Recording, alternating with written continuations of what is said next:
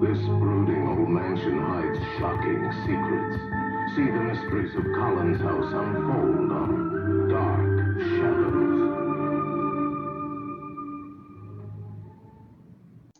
Shadows. Barnabas Collins and Dark Shadows. Oh, I have memories of this show, but it's a mixed bag for sure. After all, I suffered from the Dark Shadows curse for months. What curse, you ask? Well, give me a couple of minutes and I'll get to that.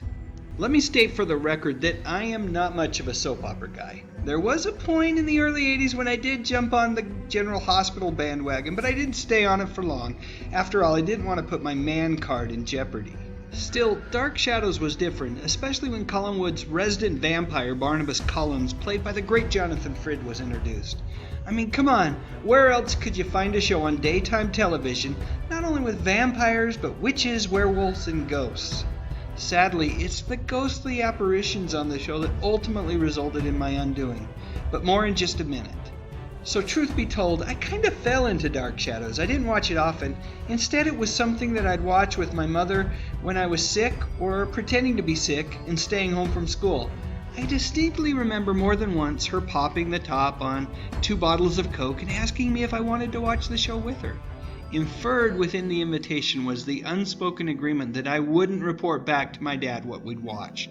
As I held that ice-cold bottle of Coke in my hand, I never imagined that this little unspoken pact between me and my mom would come back to haunt me, literally haunt me, because while vampires and werewolves didn't really scare me much, ghosts really freaked me out.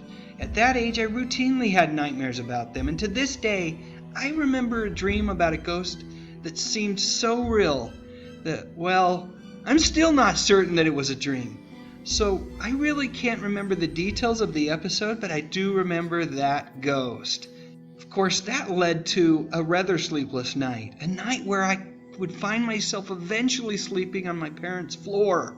The next day, under intense interrogation, my dad wanted to know what I'd watched that had caused such vivid nightmares. Of course, I couldn't tell him about Dark Shadows. That would get my mother in trouble. So I did what I had to do. I blamed the bad dreams on Scooby-Dooby-Doo. Zoinks! Zoinks! Zoinks! Zoinks! Zoinks! Man, this one hurts even to think about today. But it made perfect sense to my dad, and he promptly grounded me from watching the show. For how long, I wanted to know? To that question, he smugly said that it depended on me. When I could stay in my own room and quit waking him up, I could watch it again. Earlier in this video, I said that the curse lasted months. It may have even lasted a year. It felt like a long, long time. And even though I kind of hated Dark Shadows for a while, I did eventually return to the show via the Dell comic version. I love Dell Comics almost as much as DC and Marvel. In addition to Dark Shadows, they had versions of Star Trek and Lost in Space that I really loved. Then, in the early 90s, Dark Shadows returned. This time, it was a primetime series on NBC. Like most of the nation, I watched the first few episodes, and then I became distracted with other things. I did like this version, however. I thought Ben Cross was great as Barnabas Collins. I loved him years earlier in Chariots of Fire, and this was a nice departure from that type of role. Sadly, the series was canceled due to a lack of viewership after just 1 season.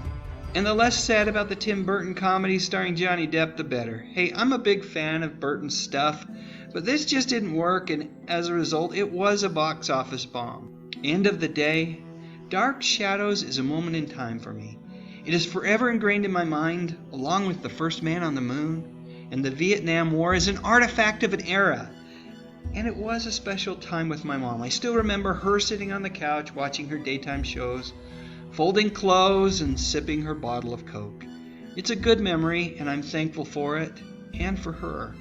Despite the Dark Shadows curse, I'm glad I stuck to my guns and didn't go all Benedict Arnold on my mom. So that's it. What do you think? Were you a fan of the original Dark Shadows? If so, let me know in the comments section below. And while you're at it, please click on the thumbs up icon. And why not consider whether or not you'd like to subscribe to my channel. I talk about music, movies, and television, mostly from the 50s, 60s, 70s, and 80s. You know, the good stuff. But most importantly, and as always, thank you so much for watching.